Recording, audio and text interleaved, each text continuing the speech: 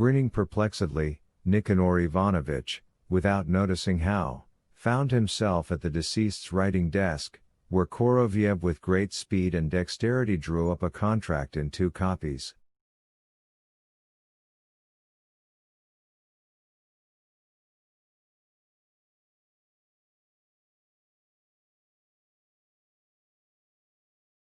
Then he flew to the bedroom with them and came back, both copies now bearing the foreigner's sweeping signature.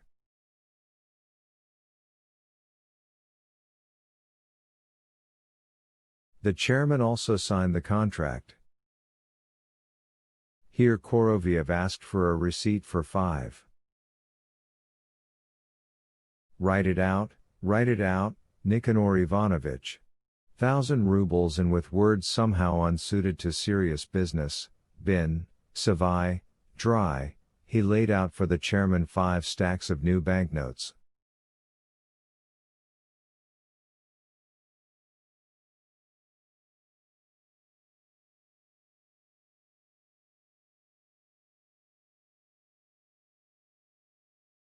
The counting up took place, interspersed with Koroviev's quips and quiddities, such as cash loves counting, your own I won't lie, and others of the same sort.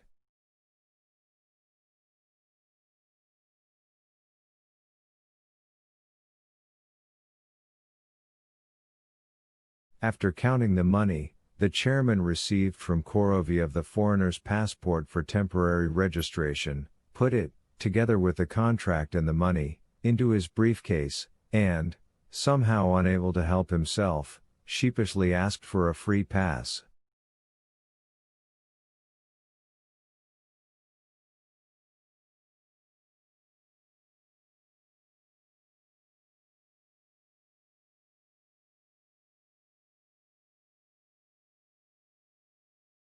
Don't mention it, bellowed Koroviev. How many tickets do you want, Nicanor Ivanovich? 12, 15?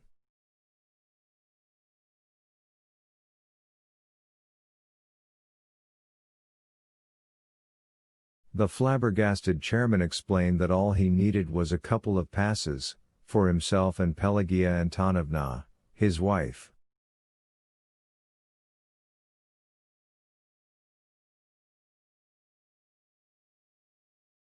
Koroviev snatched out a notebook at once and dashed off a pass for Nicanor Ivanovich, for 2 persons in the front row.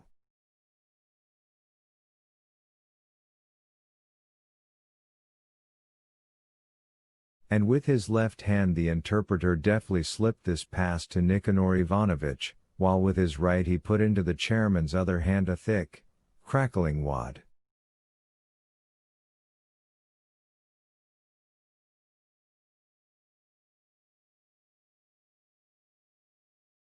Casting an eye on it, Nicanor Ivanovich blushed deeply and began to push it away.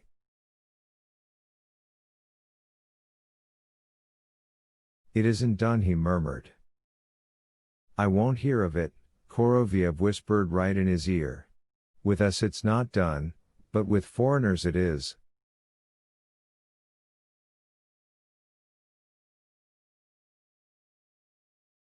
You'll offend him, Nicanor Ivanovich, and that's embarrassing. You've worked hard. It's severely punishable, the chairman whispered very, very softly and glanced over his shoulder.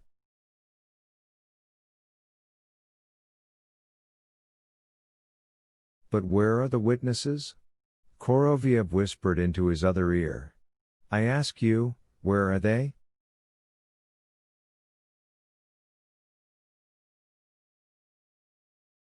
You don't think?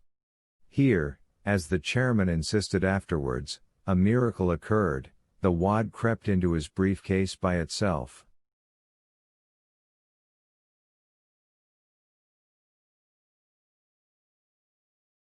And then the chairman, somehow limp and even broken, found himself on the stairs.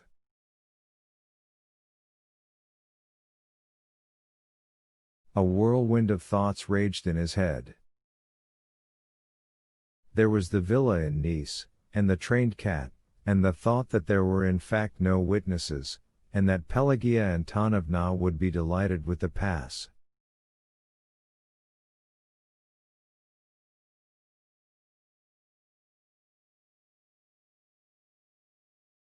They were incoherent thoughts, but generally pleasant.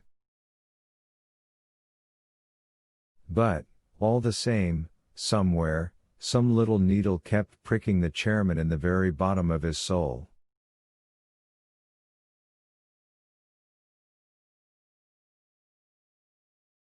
This was the needle of anxiety. Besides, right then on the stairs the chairman was seized, as with a stroke, by the thought.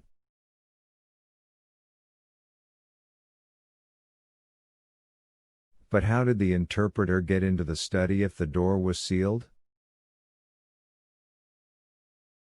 And how was it that he, Nikanor Ivanovich, had not asked about it? For some time the chairman stood staring like a sheep at the steps of the stairway, but then he decided to spit on it and not torment himself with intricate questions.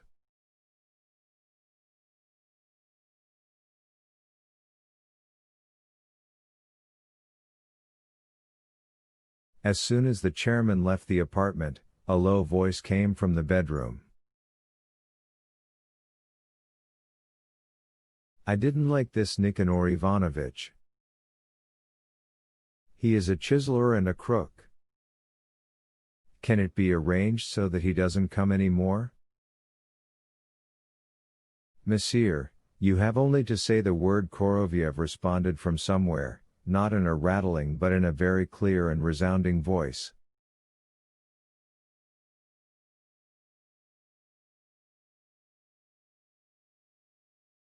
And at once the accursed interpreter turned up in the front hall, dialed a number there, and for some reason began speaking very tearfully into the receiver.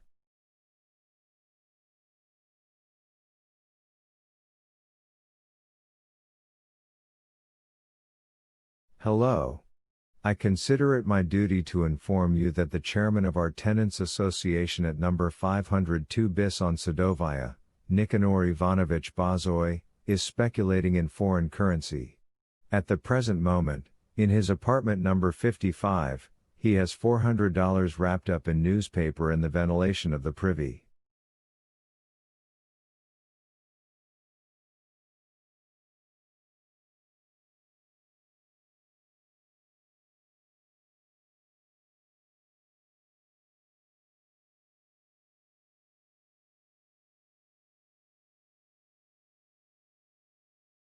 This is Timofey Kvasov speaking, a tenant of the said house, apartment number 11.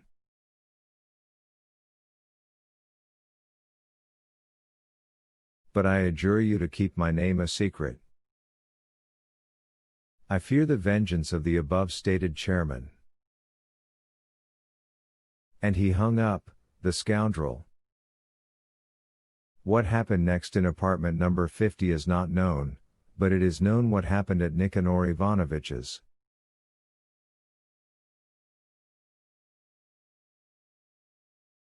Having locked himself in the privy with the hook, he took from his briefcase the wad foisted on him by the interpreter and satisfied himself that it contained 400 rubles.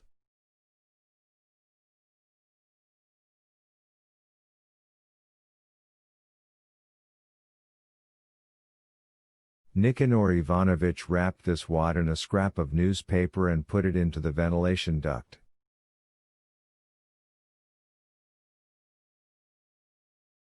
Five minutes later the chairman was sitting at the table in his small dining room. His wife brought pickled herring from the kitchen, neatly sliced and thickly sprinkled with green onion.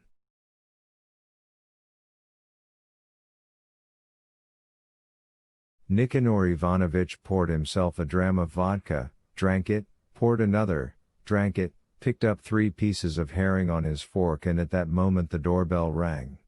Pelagia Antonovna was just bringing in a steaming pot which, one could tell at once from a single glance, contained, amidst a fiery borscht, that than which there is nothing more delicious in the world, a marrow bone.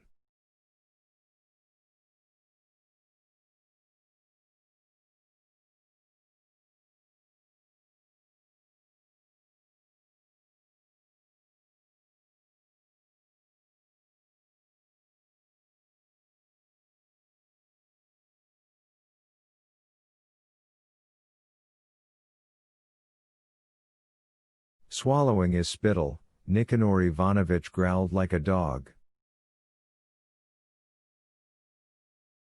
Damn them all. Won't allow a man to eat. Don't let anyone in, I'm not here, not here. If it's about the apartment, tell them to stop blathering, there'll be a meeting next week.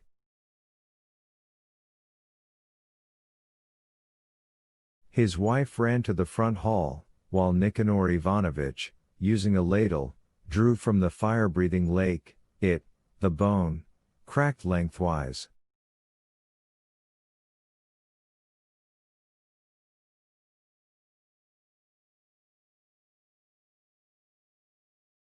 And at that moment 2 citizens entered the dining room, with Pelagia Antonovna following them, for some reason looking very pale.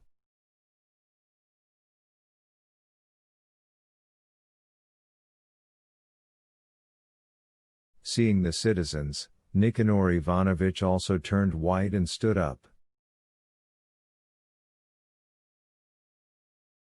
Where's the Jakes? The first one, in a white side-buttoned shirt, asked with a preoccupied air.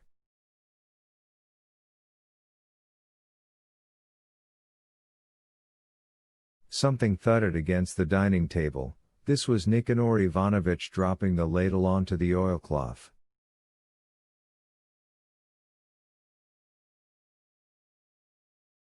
This way, Pelagia Antonovna replied in a patter.